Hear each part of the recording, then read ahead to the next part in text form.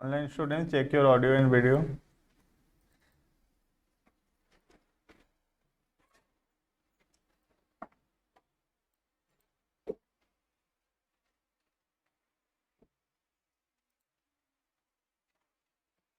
एक इलस्ट्रेशन 19 में कुछ दिक्कत है तो हम लोग देख लेंगे, है ना। पहले एक दो छोटे छोटे टॉपिक्स है पढ़ लेते हैं।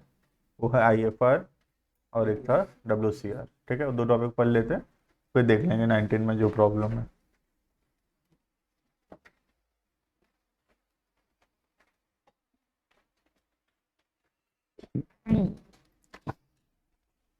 हेडिंग करना।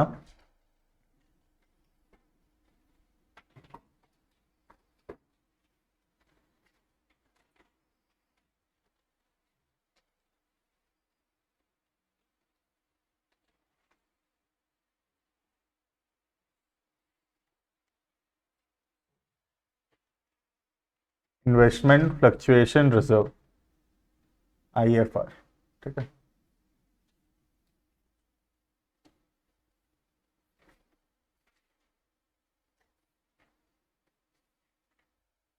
देखना इसका ट्रीटमेंट बिल्कुल जो डेटर्स और PVDD जैसे हम लोग करते थे, पूरा वैसे ही है इसका ट्रीटमेंट भी।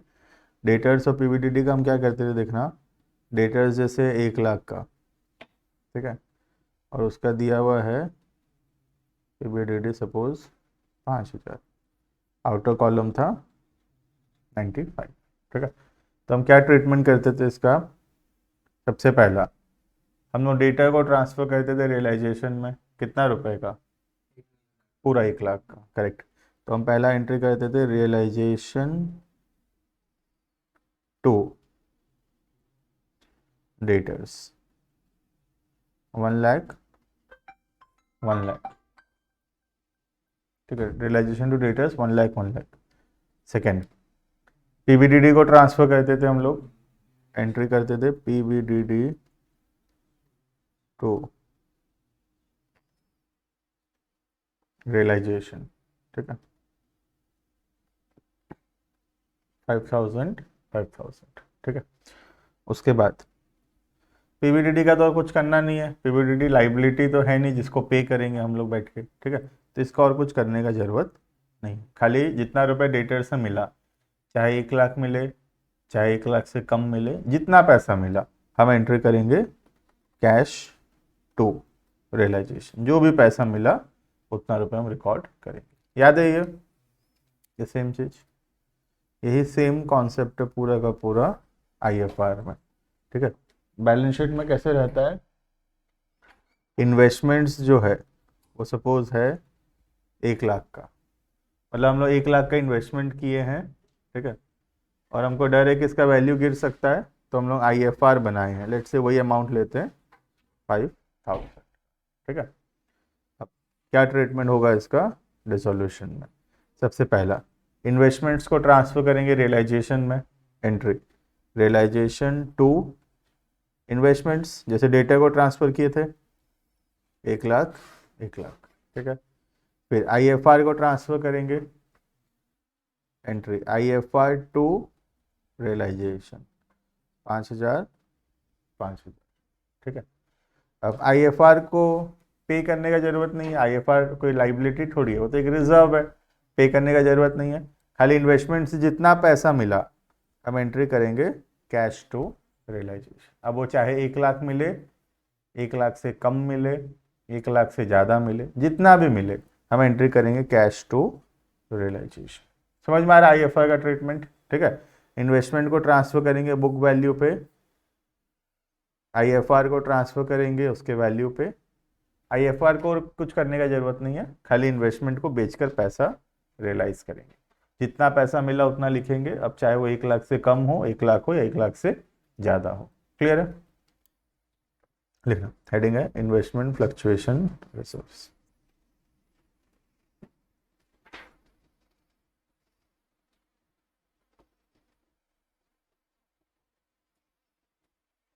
लिखना at the time of dissolution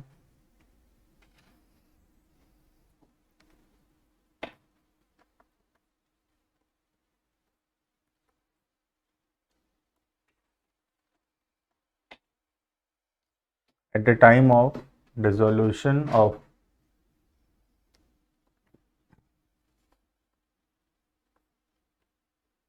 partnership firm,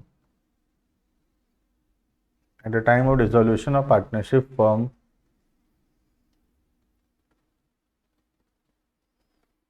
investments and IFR, investment and IFR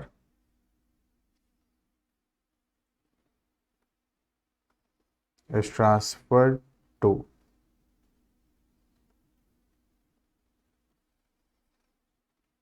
realization account.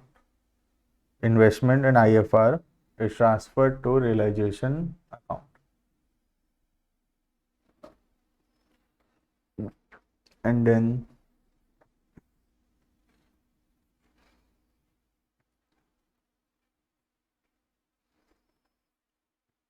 Investments are sold, उसके बाद इन्वेस्टमेंट्स को बेच देंगे, ठीक है।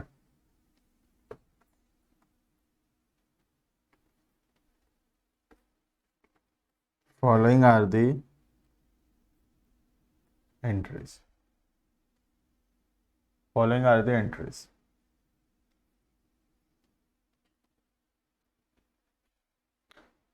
Entry number 1,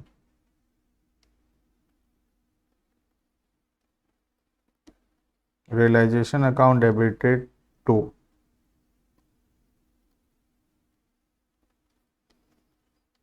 investments account, realization to investments, ठीक है। Next IFR account debited to realization account,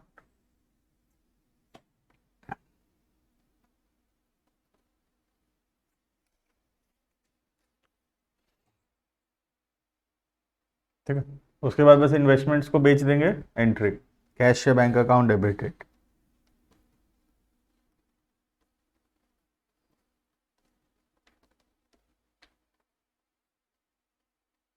to realization. Clear है? ये सेम टू सेम ट्रीटमेंट है डेटर्स और पीबीडीडी का भी। डेटर को ट्रांसफर, पीबीडीडी ट्रांसफर, और उसके बाद डेटर को से पैसा रियलाइज करना। वैसे ही इन्वेस्टमेंट ट्रांसफर, आईएफआर ट्रांसफर, और उसके बाद इन्वेस्टमेंट को बेच के पैसा रियलाइज करना, ठीक है। Next workman compensation reserve.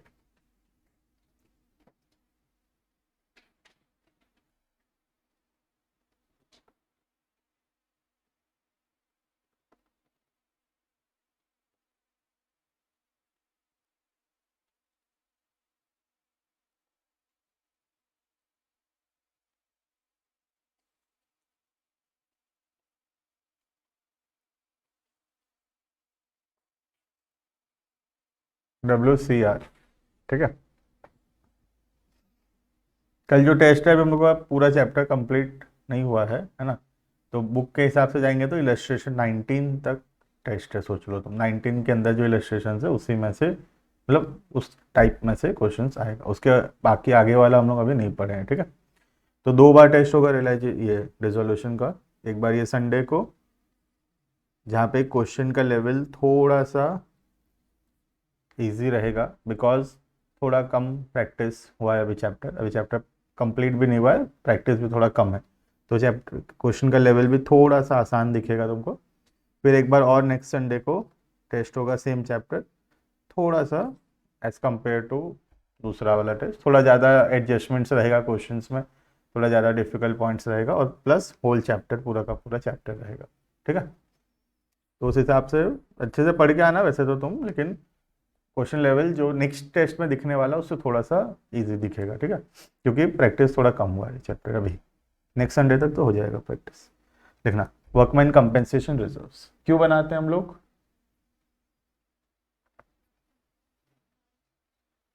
Employ को काम करते वक्त कुछ भी एक्सीडेंट हो सकता है, कुछ भी हमको कंपेंसेशन पे करना पड़ सकता है, तो उसके लिए जो पैसा हम अलग रखे हैं उसको बोलते थे WCR। याद होगा तो 4 केस था इसमें। पहला था when there is no claim, दूसरा था when there is a claim, claim is less than WCR, claim is equal to WCR, claim is more than WCR। 4 case तो याद है, ये वन, एक 1 और 2 में 3, सेम 4 केस यहाँ पे भी। No claim, claim is less than WCR, claim is equal to WCR, claim is more than WCR। ठीक है, लिखना। Following are the different cases, directly cases लिख रहे हैं हम, WCR क्या होता है नहीं लिख रहे हैं, क्योंकि 2-3 चैप्टर में पढ़े हैं क्या होता है।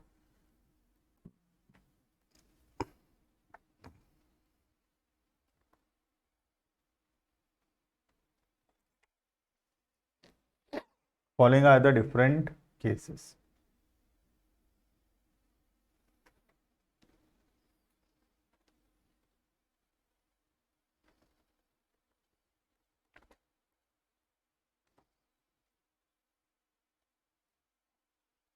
When there is no claim.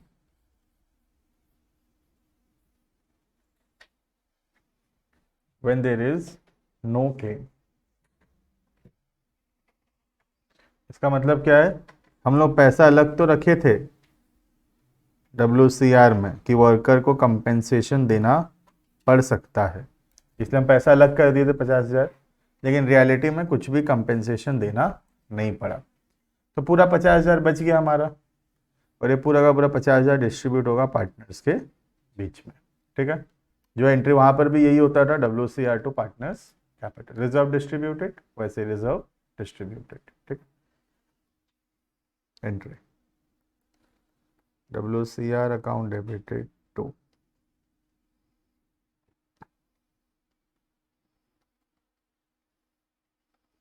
Partners capital,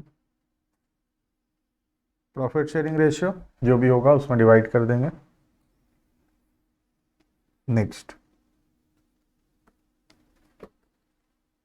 अब क्लेम है। ठीक है, 3 केस आएगा, क्लेम कम है WCR से, क्लेम WCR के बराबर है, और क्लेम WCR से ज्यादा है। ठीक है, व्हेन क्लेम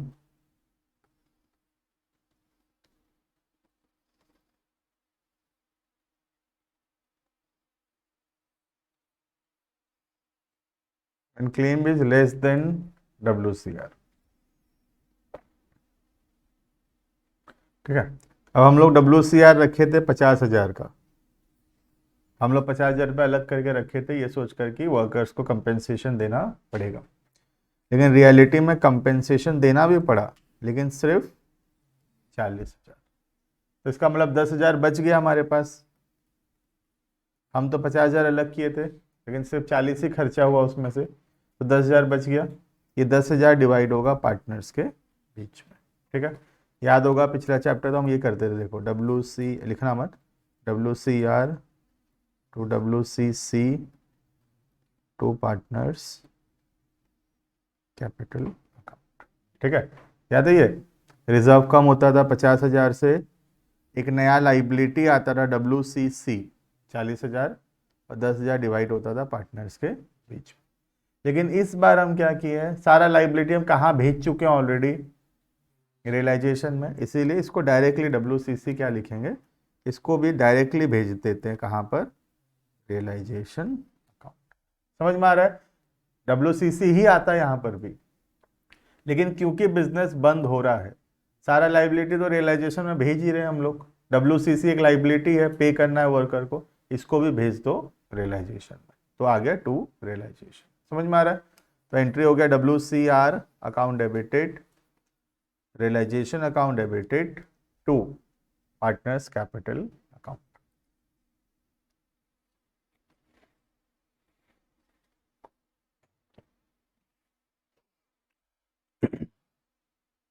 नेक्स्ट एक एंट्री और होगा इसमें, रियलाइजेशन में पे करेंगे, जैसे क्रेडिटर्स को पे करते हैं, एंट्री क्या होता है, रियलाइजेशन टू कैश, वैसे यहाँ पर भी WCC का जो पैसा देंगे उसका एक एक्स्ट्रा एंट्री होगा, वो हम लिख नहीं रहे यहाँ पे, लाइबिलिटी पे करने का एंट्री है, that is realization to cash. ठीक है, next point number C,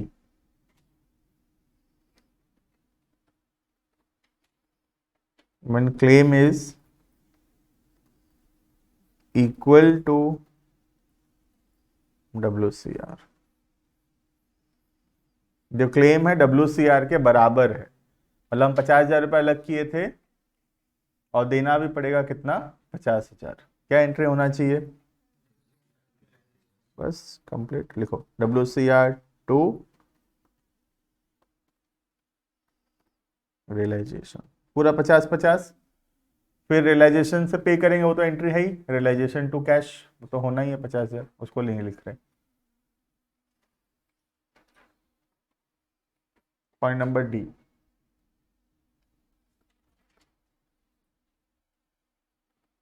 when claim is more than WCR, when claim is more than WCR, मतलब हमारे पास WCR था 50,000 का, ठीक है, लेकिन पे करना है हम लोगों को कितना, 60,000, ठीक है। तो हम क्या करेंगे, एंट्री वही होगा, WCR को हम ट्रांसफर कर देंगे रियलाइजेशन में, WCR टू रियलाइजेशन, ठीक है। अमाउंट भी वही होगा 50-50, लेकिन जब पे करेंगे हम लोग, जब रियलाइजेशन टू कैश करेंगे तब पे करेंगे कितना, 60,000, ठीक है। ऐसे सोच लो 50,000 क्रेडिटर था लेकिन पे करना पड़ा 60,000, तो क्रेडिटर को तो 50,000 में ट्रांसफर करते हैं, लेकिन पे करते समय 60,000 लिखते हैं हम, ठीक है। वैसे यहाँ पर लाइबिलिटी 50 का था WCR, लेकिन पे करना पड़ेगा 60, तो 50 को ट्रांसफर कर दो WCR टू रियलाइजेशन, 50,000 50,000, लेकिन पे करते समय जो रियलाइजेशन टू कैश करेंगे उसका अमाउंट कितना होगा, 60,000, क्योंकि पे करते समय 60,000 देना पड़ेगा, ठीक है। लिख लो WCR टू रियलाइजेशन, या नोट करके लिख लो,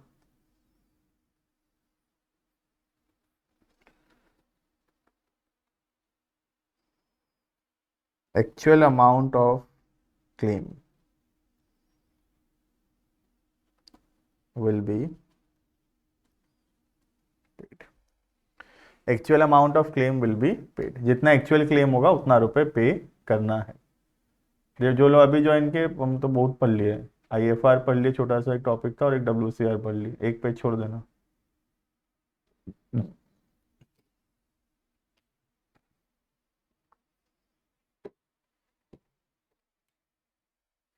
ठीक है, इजी इजी टॉपिक था एकदम, कुछ है ही नहीं उसमें।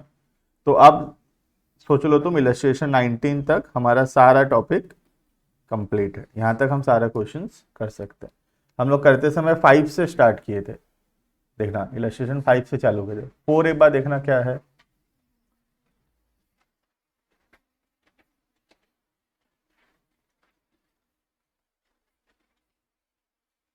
इलस्ट्रेशन नंबर 4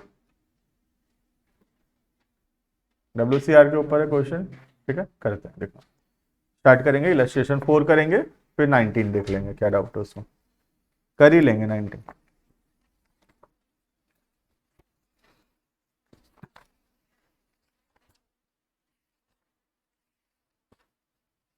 देना 4, Shiv and Mohan were partners in a firm sharing profits in the ratio of 3:2. Give journal entries under the following situations at the time of dissolution of the firm. Point 1.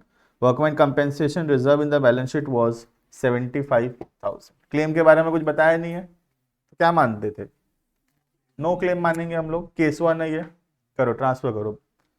कहाँ transfer करेंगे WCR को, partners capital account, realisation में नहीं जाएगा, ये claim तो है ही नहीं, पहला केस है ना, केस 1 ये वाला,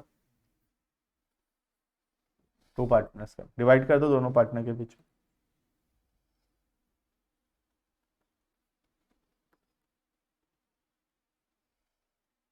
WCR account debited to Shiv to Mohan's capital,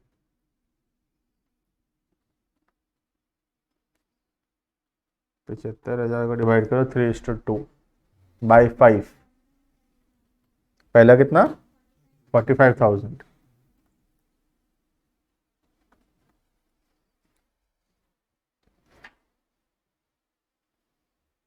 clear है। नेक्स्ट खाली केस पहचानना है, कौन सा केस, और कुछ नहीं। केस 2, वो WCR 60,000 है और लाइबिलिटी 35,000 है। ये कौन सा केस है? कम वाला है ना, WCR, ये claim is less than WCR। करो, खुद से करो।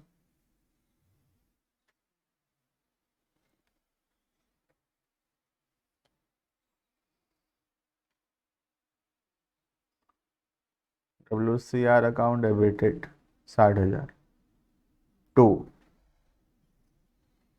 रियलाइजेशन में कितना जाएगा? 35, है ना, जितना का लाइबिलिटी है।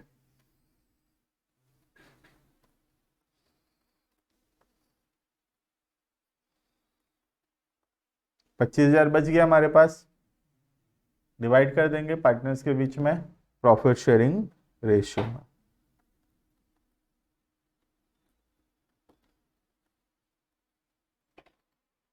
कितना? 15,000, 10,000। ठीक है। अब ये 35,000 का लाइबिलिटी को पे भी कर देते हैं। एंट्री कर दो, रियलाइजेशन टू कैश।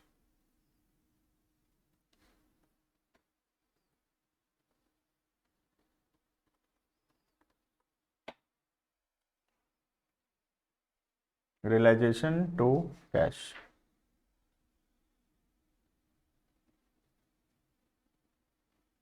हाँ ठीक था, करेक्ट कुमकुम।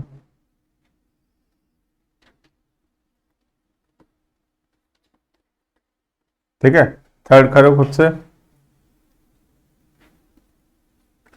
60,000 का WCR लाइबिलिटी है, 75,000 का। कौन सा केस है ये? लास्ट केस, मोर देन, है ना। पहले ट्रांसफर करो रियलाइजेशन में। कितना ट्रांसफर करेंगे रियलाइजेशन में? 60,000, लेकिन पे करते समय 75 पे करेंगे। ठीक है। WCR2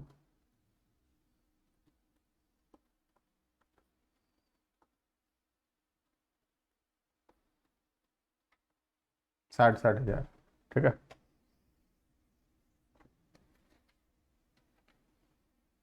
पे करते समय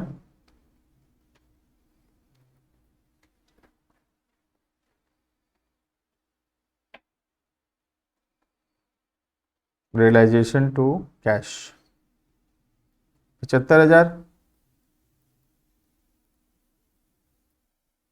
क्लियर है ये? 60,000 का WCR ट्रांसफर किए और पे करते समय कितना पे किए हम लोग? 75,000। ठीक है। नेक्स्ट,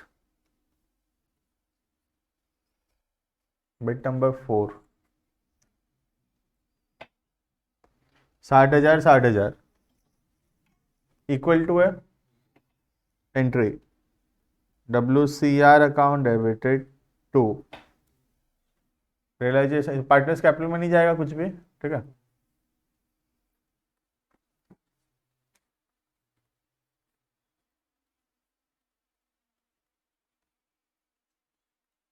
साठ हजार, 60,000। ठीक है। उसके बाद पे कर देंगे 60,000 लाइबिलिटी।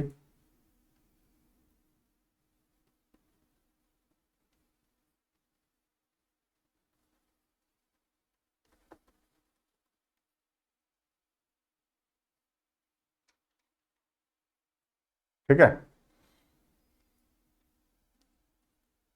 लास्ट, WCR है ही नहीं। ठीक है, तो WCR है नहीं तो कुछ भी नहीं जाएगा रियलाइजेशन में। लेकिन पे करना पड़ा 15,000, तो पे करने का एंट्री कर दो, realization to cash. Unrecorded liability paid, liability recorded हो या अनरिकॉर्डेड, एंट्री तो वही है, realization to cash. Asset recorded हो या अनरिकॉर्डेड, बेचेंगे तो एंट्री वही है, कैश टू रियलाइजेशन। याद होगा नोट्स में लिखा रखे रिकॉर्डेड स्लैश अनरिकॉर्डेड, कुछ भी हो एंट्री वही रहता है। ठीक है।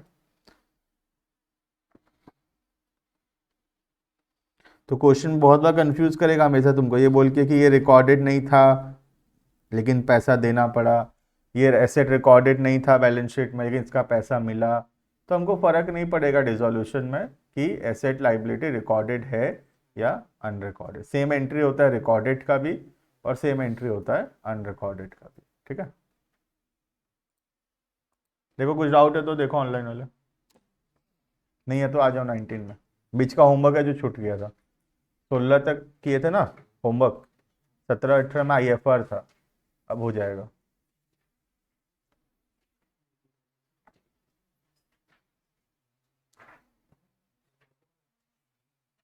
कर लियो 19, हो गया तुम।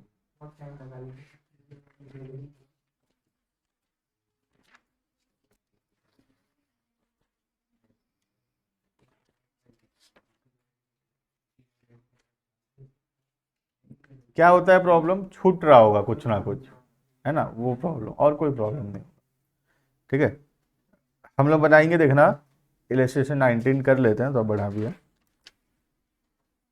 अब सब एक इसमें लोन टू बाय सब है, ठीक है। तो हम लोग एक साथ ही बनाएंगे लेकिन, ठीक है, हम एक साथ सीखेंगे, क्योंकि उससे क्या होगा, गलती होने का चांसेस खत्म तो नहीं होगा, रिड्यूस जरूर हो सकता है। कल के एग्जाम में IFR और WCR आएगा क्या? नहीं, WCR नहीं आएगा, WCR में वो बैच में भी बना किया था। IFR दे देंगे, लेकिन IFR में तो कुछ है नहीं, वैसे तो WCR में भी कुछ नहीं है, लेकिन ठीक है, आज कोई क्लास मिस किया होगा तो भी। सुधांशु, हम लोग IFR को डिस्ट्रीब्यूट कर सकते थे पार्टनर्स कैपिटल अकाउंट में, कोई दिक्कत नहीं है, आंसर मैच भी करेगा पूरा का पूरा, ठीक है। लेकिन क्योंकि उसके बदले एक इन्वेस्टमेंट है, तो जब उसके बदले एक एसेट है तो इसीलिए हम उसको रियलाइजेशन में ट्रांसफर कर रहे हैं। अगर पार्टनर्स कैपिटल में डायरेक्टली डिस्ट्रीब्यूट करोगे IFR को तो भी आंसर वही का वही आएगा, कैश अकाउंट टैली करेगा, करके देख लेना कभी, लेकिन हम ऐसा नहीं करेंगे, ठीक है, हम ऐसा करेंगे नहीं, बस मार्क्स कट जाएगा, CBSE नहीं करता वैसा। देखना इलस्ट्रेशन नंबर 19।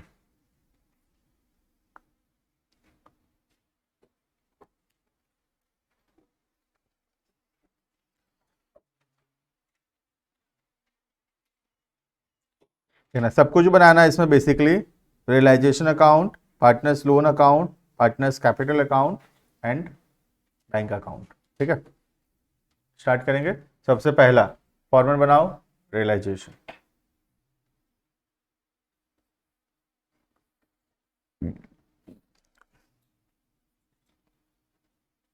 चलो फिर से कर सकते हो, कोई दिक्कत नहीं है। इस बार तुम डबल पोस्टिंग से कर रहे थे या अलग अलग, एक बार ये बनाए कंप्लीट हुआ फिर दूसरा बनाए, कैसे किए थे? अलग अलग क्यों, इस बार एक साथ करते हैं, बनाओ फिर से बनाओ। बनाओ अच्छा फॉर्मेट, अच्छा जगह लेना, रियलाइजेशन में बड़ा सारा दिख रहा है रियलाइजेशन, 12-13 लाइन ले लेना, ठीक है। आधा पेज तो आधा पेज ले लो, बाकी आधा पेज में 2 अकाउंट बना लो, पार्टनर्स लोन का 2 ठो है, छोटा छोटा बनाना, आधा पेज में 2 ठो हो जाएगा। एक है लोन 2A, नाम भी लिख देता हूँ मैं, लोन 2A, और एक है लोन बाय बी, ठीक है। एक पेज हो गया होगा इसमें, एक पेज लग जाना चाहिए इतना में, ठीक है। नेक्स्ट पेज में पार्टनर्स कैपिटल में भी अच्छा खासा ट्रांजैक्शंस है, 6-7 लाइन 8 लाइन ले लेना। कितने पार्टनर है? ये अच्छा बात है, 2 ही पार्टनर है क्या? ठीक है, नीट एंड क्लीन बनेगा।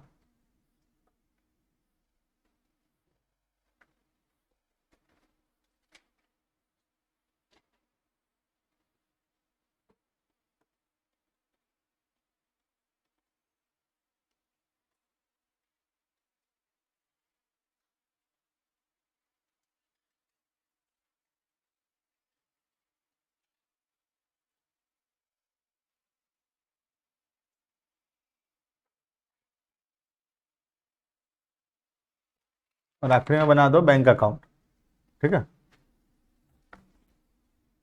कैश भी है, हम कैश सारा बैंक में डिपॉजिट कर देंगे एक बार, और फिर सारा एंट्री बैंक से कर लेंगे, ठीक है, दोनों नहीं बनाएंगे कभी भी।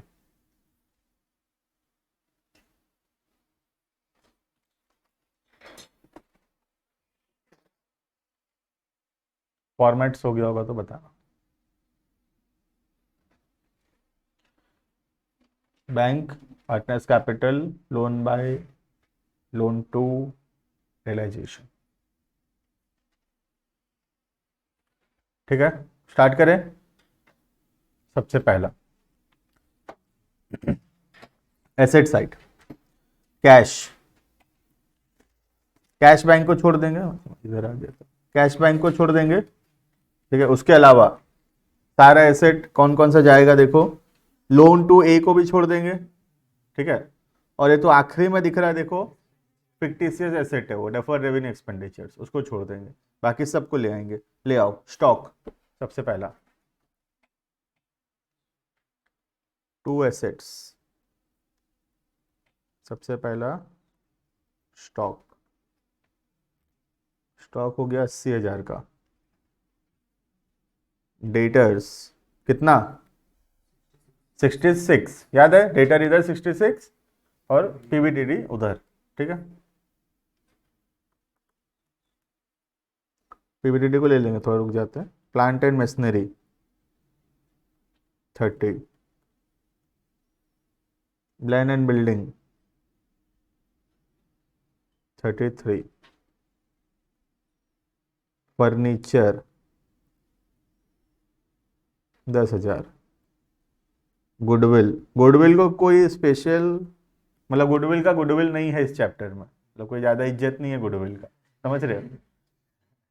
गुडविल का कोई गुडविल नहीं है इस चैप्टर में, जैसा बाकी एसेट है चुपचाप वैसा ही है गुडविल, डेटर के जैसा है गुडविल, या स्टॉक के जैसा, कोई स्पेशल ट्रीटमेंट नहीं मिलेगा इसको। ठीक है, goodwill 15,000। Next, prepaid insurance 1,000। Asset आ गया, टोटलिंग कर देता, सुविधा होता है बाद में रियलाइजेशन बनाते समय। इतना सारा को जोड़ोगे तो कहीं गलत हो जाएगा, छोटा छोटा जोड़ के बाहर लिखते रहोगे तो फिर बड़ा बड़ा फिगर को जोड़ के जल्दी बनेगा रियलाइजेशन। ठीक है, तो जोड़ लो इस ना को एक बार।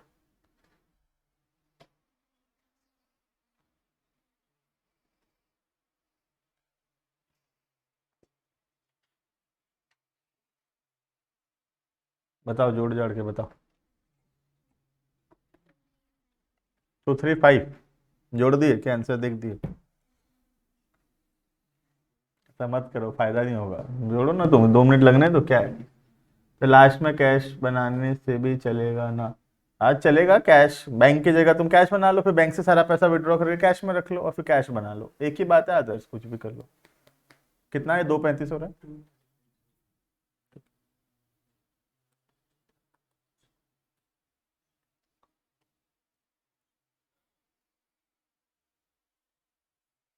2,35,000।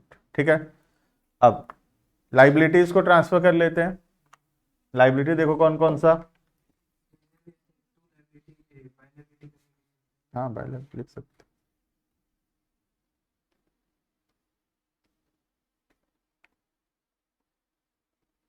Bye liabilities.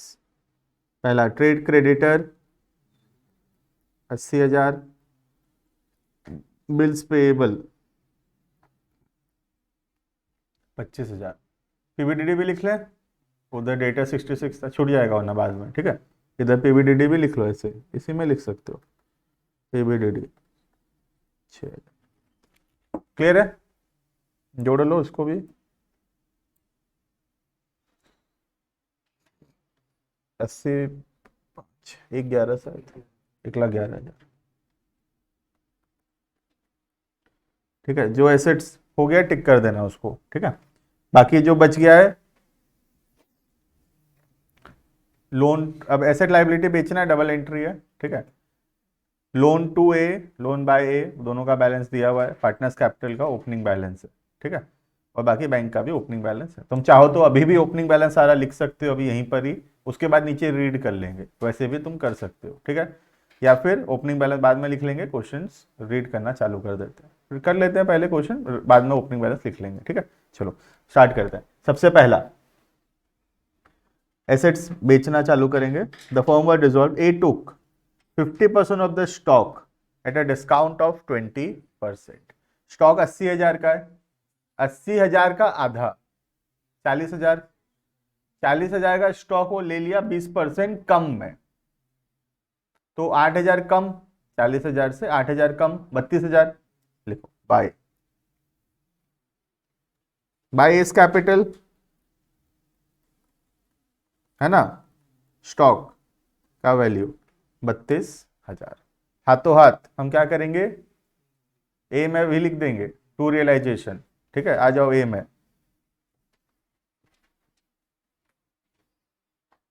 टू, एक लाइन हमेशा ऊपर से छोड़ के लिखना, क्या पता डेबिट बैलेंस हो, क्रेडिट बैलेंस, ओपनिंग बैलेंस क्या है पता नहीं है ना अभी, तो एक लाइन छोड़ के लिखने का आदत डालना, ओपनिंग बैलेंस लिखेंगे वो। ठीक है, टू रियलाइजेशन 32,000। डबल एंट्री का चिंता ही नहीं है, डायरेक्टली उसी समय कर देंगे डबल एंट्री। क्लियर इतना? नेक्स्ट आगे बढ़ेंगे। फिर क्या लिखा है, remaining stock was sold at a profit of 30%। Stock बेच दिए बोल रहा है, बाकी 30% प्रॉफिट में। बाय बैंक स्टॉक, बाकी बचा हुआ स्टॉक कितना है, 40,000 का स्टॉक था, 80 का था ना, आधा तो ले गया, आधा है 40,000 का है।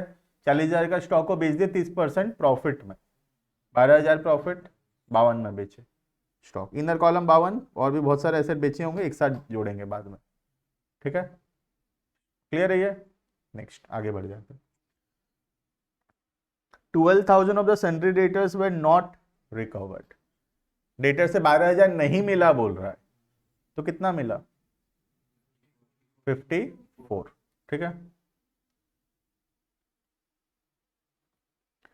अब गलतियां क्या हो सकता था देखो, अगर हम लोग ये 66 नहीं लिख के, यहाँ पीवीडीडी ना लिख के, इसको अगर 60,000 लिखते, तो अभी तुम क्या करते, 60 माइनस 12, तुम क्या लिखते, डेटर से पैसा मिला 48, जो गलत हो जाता। समझ रहे हो? तो डेटर अलग, पीवीडीडी अलग, क्योंकि बैड डेट्स बताएगा, तो बैड डेट्स बताएगा तो हम डेटर से माइनस करके बैड डेट को लिखेंगे। ठीक है, हटा रहा हूँ ये रेड वाला, ऐसे ही किया तो।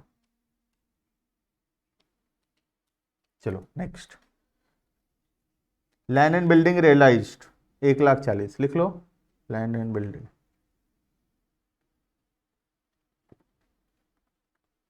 1,40,000। क्लियर इतना? नेक्स्ट 3 बिट्स तो हो चुका है सही। Half of the trade creditors, इतना ठीक है, आगे बढ़े, एक साथ लिख लेंगे, और भी एसेट आगे बेचे होंगे तो देख लेते हैं, फिर एक साथ लिख लेंगे सबको डबल एंट्री में। Next, half of the trade creditor accepted plant and machinery at 10% less than the book value. कोई एंट्री होगा क्या इसका, asset given to settle a liability, no entry होता है इसका, तो याद है, तो इसका कोई एंट्री नहीं हो, इसको छोड़ो, आगे फिर और इन्फॉर्मेशन पढ़ते हैं। And cash of 5,000 in full settlement of their claim, तो 5,000 कैश दिए हम लोग, वो एंट्री होगा टू कैश। लिखना मतलब एक बार क्रेडिटर्स 5,000 है। ठीक है, एक बार और पढ़ लेते हैं, उसके नीचे और भी इंफॉर्मेशन है क्रेडिटर्स का। ठीक है, देखो, remaining creditors were paid at a discount of 10%। Total कितना रुपए क्रेडिटर है देखो तो 80, ध्यान से सुनना इधर। ठीक है, 80,000 का क्रेडिटर है, क्या बोल रहा है, आधा क्रेडिटर 40,000, प्लांट एंड मशीनरी ले लिया, उसका तो कोई एंट्री है नहीं, कैश दिए 5,000, इसका एंट्री है, 5,000 कैश दिए। ठीक है, बाकी जो आधा क्रेडिटर है, बाकी आधा मतलब बाकी और 40,000, वो 10% कम पे किए हम उसको, तो कितना पे किए हम लोग, 36,000। तो टोटल कितना पे किए, 36 प्लस 5, 41 पे किए क्रेडिटर को। समझ में आ रहा है? क्रेडिटर 80,000 का है, आधा क्रेडिटर में तो कुछ प्लांट एंड मशीनरी ले लिया, उसका तो नो एंट्री है, बाकी 5,000 दिए, 5,000 का एंट्री है, बाकी आधा जो 40,000 वो 10% कम दिए उसको, 4,000 कम दिए उसको, तो 36,000 दिए, इनको दिए 36, इनको दिए 5, 41,000 कैश दिए, ऊपर लिख लेंगे क्रेडिटर्स 41,000। आगे समझ में?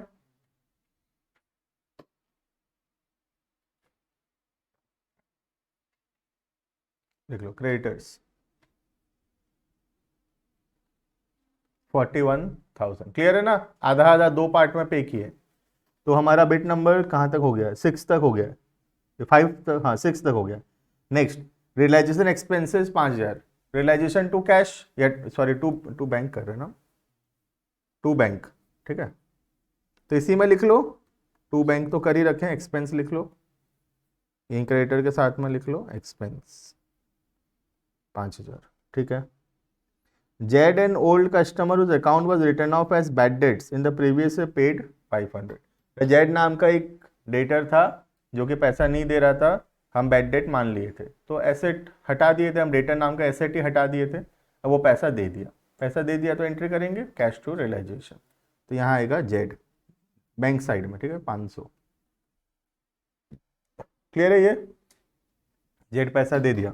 Next, a contingent liability 1000 was discharge, liability पे की है 1000 का, कंटीजेंट लाइबिलिटी याद है पे करना पड़ेगा या नहीं, श्योर नहीं है, लेकिन पे की है 1000 तो पे करिए तो बाय बैंक होगा, कंटीजेंट लाइबिलिटी 1000, ठीक है।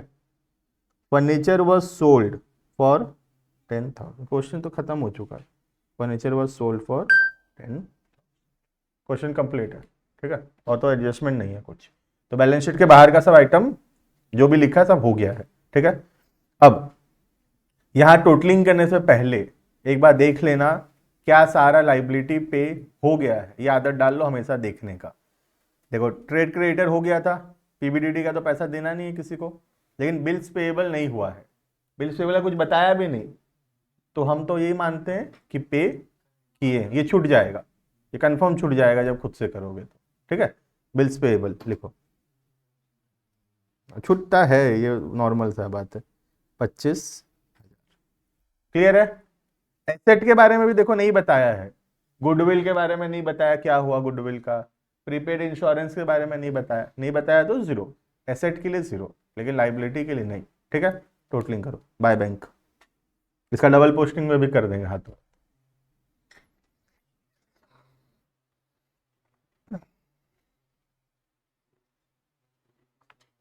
वन 56,500 गलत है, एक 256,500 सही है, तो बाद में टैली नहीं करेगा तो मेरे को नहीं बोलना। 256,500, 2-4 जन चेक कर लेना, हाँ 256,500, ठीक है।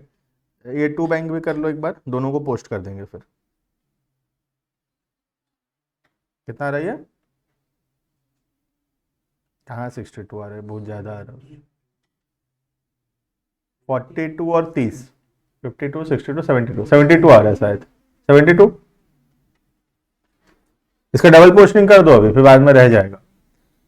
रियलाइजेशन में लिखे बाय बैंक 256,500, बैंक में लिख देते हैं अभी के अभी टू रियलाइजेशन। आ जाओ देख लो, यहाँ पे, यहाँ तक हो गया था ना, लिख लो बाय बैंक जो लिखे 256,500, बैंक में लिख लो टू रियलाइजेशन।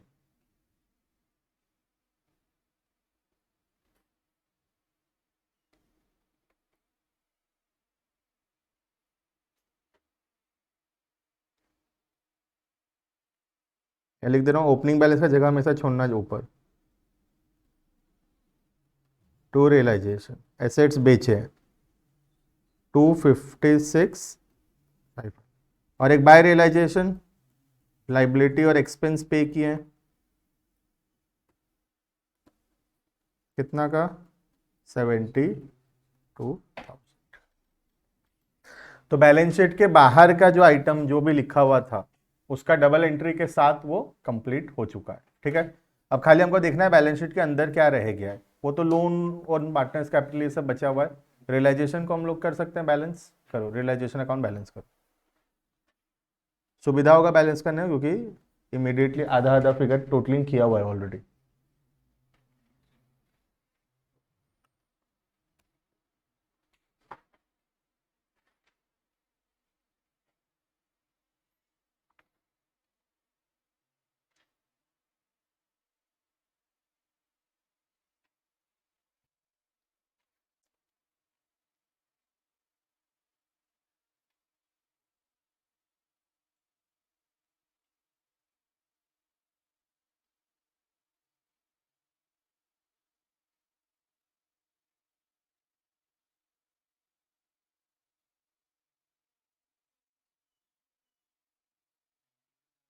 $92,500 है।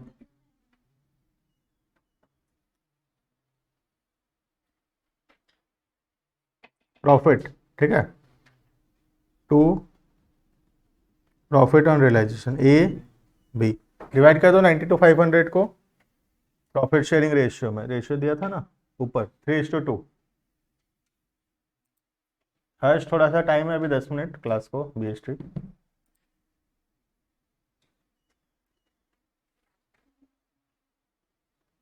92,500।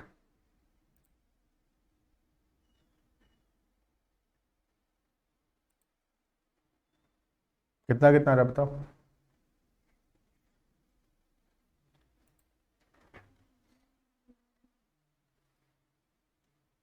55,500।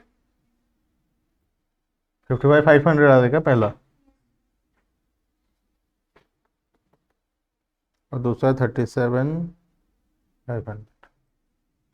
ठीक है, ये 37 आ रहा है। अच्छा ठीक है, 37।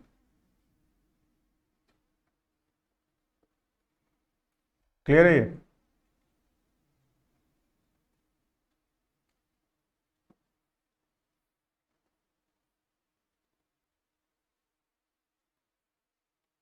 प्रॉफिट को भी लिख ही लेते हैं, पार्टनर्स कैपिटल में जाएगा ना ये, अभी लिख लेते हैं साथ साथ। पार्टनर्स कैपिटल में लिख दो, बाई तरफ एक लाइन छोड़ देना ऊपर ओपनिंग बैलेंस लिखने के लिए। बाय रियलाइजेशन प्रॉफिट,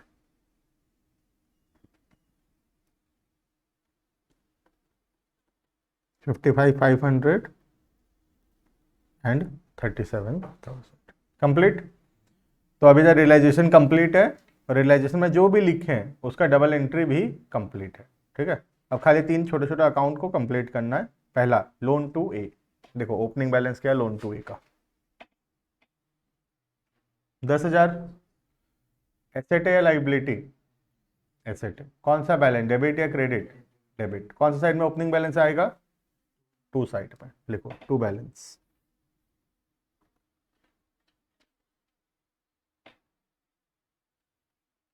क्या करते थे इसको, कैपिटल में ट्रांसफर कर देते थे, है ना, बाय वाला को पे करते थे, टू वाला को ट्रांसफर करते कैपिटल में। तो यहाँ लिख लो बाय एस कैपिटल 10,000। अभी साथ साथ ही लिख लो to, to loan to Y में, मतलब ए इसमें लिख लो पार्टनर्स कैपिटल में, लिख लिया था ना ये, लोन टू वाई में, लोन टू ए में बाय एस कैपिटल। ठीक है, इतना एस कैपिटल में भी लिख लेंगे अभी के अभी। टू लोन टू ए कितना था, 10,000। बस क्लोज हुआ अकाउंट भी। Next loan by B, liability है asset? Liability. Credit balance, credit side से चालू करो, ओपनिंग ओपनिंग बैलेंस में भी गलत हो जाता है। ठीक है, बाय बैलेंस ब्रॉट डाउन, कितना, 15,000। क्या करते हैं इसको, पे कर देते हैं, कर दो टू बैंक।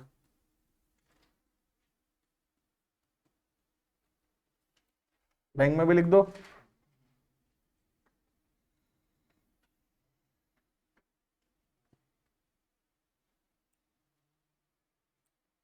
ठीक है, टू बैंक लिख दिए। ठीक है, यहां तक सब है, साथ है। नेक्स्ट बैंक में लिख दे रहा हूं बाय लोन बाय 15,000। सब चीज का डबल एंट्री के साथ कंप्लीट है, खाली पार्टनर्स कैपिटल बचा हुआ है। ठीक है, पार्टनर्स कैपिटल में आ जाओ। ओपनिंग बैलेंस लिखेंगे कौन सा साइड में, क्रेडिट लाइबिलिटी है, बाय बैलेंस ऊपर जगह छोड़े ना नाम ऐसा, एक लाइन का। बाय बैलेंस ब्रॉट डाउन कितना, 90,000 30,000। अब बस इतना सा देखना रहता है, कुछ करंट अकाउंट का डेबिट क्रेडिट बैलेंस है क्या, रिजर्व लॉसेस कुछ है क्या, बस रिजर्व तो है दिख रहा था वहां पे, करंट अकाउंट तो नहीं है, रिजर्व है, लेकिन रिजर्व को डिवाइड कर दो पार्टनर्स के बीच में बाय जनरल रिजर्व। कितना का है रिजर्व, 34, डिवाइड करो 3 2 में।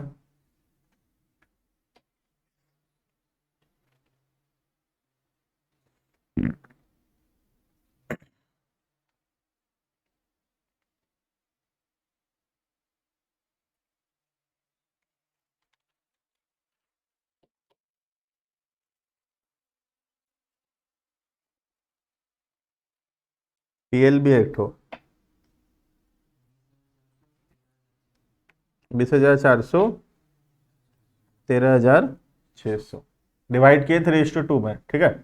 पीएल को भी डिवाइड करो, पीएल कितना का देखो, 11,000 का, डिवाइड करो 3:2 में, 11,000 बाय 5, 2200, 2200 इंटू 3, 6,600, पीएल 6,600, 4,400, क्लियर है, ठीक है ना। नेक्स्ट, और कुछ एक्सपेंस एक्सपेंस है क्या देखो, फिक्टिशियस एसेट कुछ रह गया क्या, हेड एडवर्टाइजमेंट लिख लो 2, ऊपर लिख सकते हो नीचे लिख दे रहा हूँ 2, एडवर्टाइजमेंट एक्सपेंस कितना है, डिवाइड करो 3:2 में, 6,000, 4,000, और कुछ भी रह गया क्या देखो, अब कुछ भी नहीं रहना चाहिए, अब खाली कैश रह गया हो तो बैंक अकाउंट में डील करेंगे उसको, उसके अलावा कुछ नहीं रहना चाहिए, कैश अकाउंट के अलावा सब कुछ का ट्रीटमेंट हो जाना चाहिए। हो गया है, बनाओ ए और बी का क्लोजिंग बैलेंस, पे कर दो,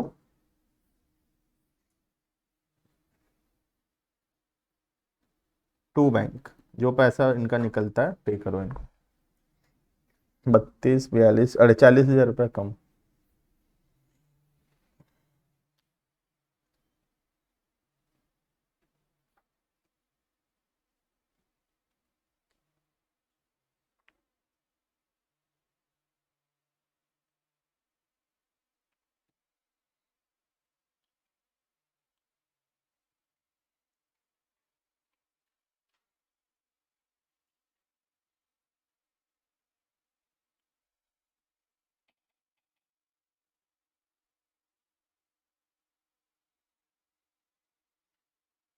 यहाँ तो आ रहा है 1,24,500,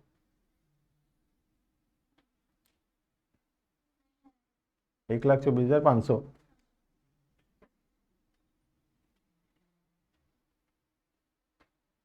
27,000, 7,500, 34,500 और 90,000, हाँ ठीक है, 124,500,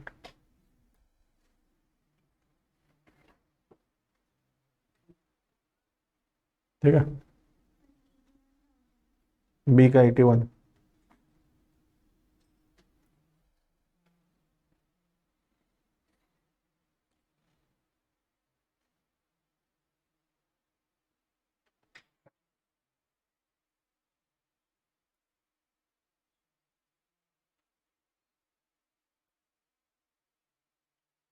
$85, 85 -4, 81, ठीक है। यहाँ लिख लेते हैं इधर, by S capital by 20,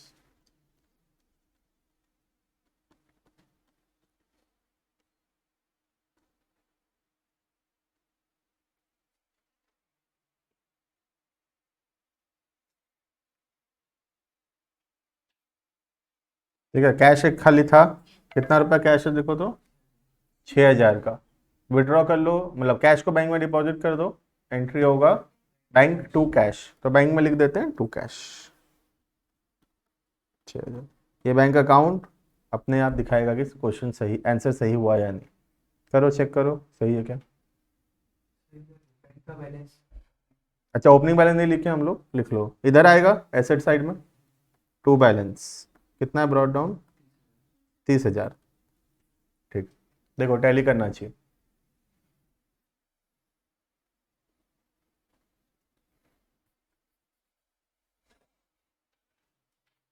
practice चाहिए चैप्टर में बहुत है ना, पहले पहले लग रहा था कुछ नहीं है ना? है कुछ नहीं, लेकिन बस छूट जाएगा कुछ ना कुछ, इतना बड़ा क्वेश्चन हो जाता है ना कुछ छूट जाता है,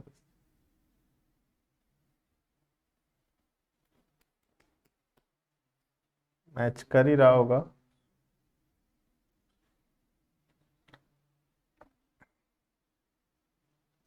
292,500 क्या,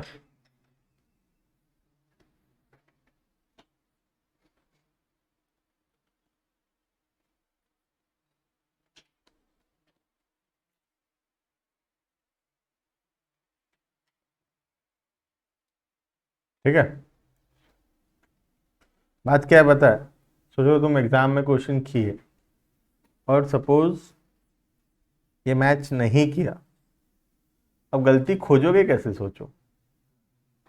समझ रहे हो कितना ध्यान से करने का जरूरत, क्योंकि वंस गलती हो गया ना कहीं पर, वो एरर मिलना बहुत मुश्किल होगा, और तुम खोज भी लोगे अगर वो एरर, तो बहुत टाइम चला जाएगा उसमें। तो बाई चांस वो एग्जाम में जैसे छूट कुछ गलती हो गया, बैंक अकाउंट टैली नहीं किया, जैसे दिल पे नहीं लेना है कि बैंक अकाउंट टैली कराऊंगा ही मैं भी, बाकी कर लेना सब, फिर आना वापस, टाइम बचेगा तो बैंक अकाउंट टैली कराने, क्योंकि ज्यादा से ज्यादा ना तुम कुछ एक छोटा सा गलती कहीं एक कर रखे होगे जिसकी वजह से टैली नहीं कर रहा होगा, और ज्यादा से ज्यादा उसमें 1 मार्क कट जाएगा। समझ रहे हो, स्टेप मार्किंग है ना, तो ऐसे नहीं कि टैली नहीं किया तो 0, कहीं एक जगह छोटा सा गलत हुआ होगा या 2 जगह गलत हुआ होगा, तो उसका 1-2 मार्क जो कटना है कटेगा, बाकी तो मिलना ही है 8 में से, थोड़ी 0 मिल जाएगा। कोई नहीं भी टैली किया तो 6 मार्क 7 मार्क हम आराम से फिर भी मिल जाएगा, अगर कहीं छोटा सा 1-2 गलती की वजह से टैली नहीं कर रहा होगा तो उस 1-2 मार्क को खोजने बैठेंगे यहाँ पर, तो कुछ ना कुछ छूट जाएगा। तो कोई भी एग्जाम में बड़े क्वेश्चंस में टैली नहीं कर रहा है, ऐसे नहीं कि उसको लेके बैठ जाएंगे कि उसको अभी टैली करा के ही मानेंगे हम बाकी सब क्वेश्चंस कर लेंगे, फिर टाइम बचेगा, फिर आएंगे वापस उस क्वेश्चन में और टैली करवाएंगे, क्योंकि टैली नहीं हुआ हुआ क्वेश्चन में भी 1-2 मार्क ही कटता है, ज्यादा से ज्यादा तुम ये छूट गया होगा कहीं, ज्यादा से ज्यादा ये एक छूट गया होगा, तो टैली नहीं कर रहा है, लेकिन तुम अब इसको खोजने के लिए तुमको स्टार्टिंग से सब कुछ चेक करना पड़ेगा कहाँ गलत हुआ है, तो उसमें बहुत टाइम चला जाएगा और वो वर्थ इट नहीं होगा 1-2 मार्क के लिए ऐसा करना। तो सब कर लेना, फिर वापस आके देख लेना एक बार, ठीक है। चलो इतना, बाकी नेक्स्ट क्लास। क्वेश्चन जो हम कर सकते हैं वो इलस्ट्रेशन 1 से 19, और एक्सरसाइज का भी हम लोग कर सकते हैं, कल इन लोग को बताया था, रुको। एक्सरसाइज का 1 से 18 तक जनरल एंट्री वाला क्वेश्चन कर सकते हैं, 19 से 30 तक लॉन्ग क्वेश्चन है वो भी कर सकते हैं। एक्सरसाइज का 1 से 30 तक सब कर सकते हैं, और जितना ज़्यादा खुद करोगे उतना ज़्यादा प्रैक्टिस होगा तुम्हारा और उतना अच्छा होगा। क्वेश्चन देख लेंगे, कुमकुम भेज दो मुझे, या तो है ना, बीएसटी क्लास का भी टाइम हो गया है, भेज दो मुझे, मैं बता दूंगा तुमको, ठीक है।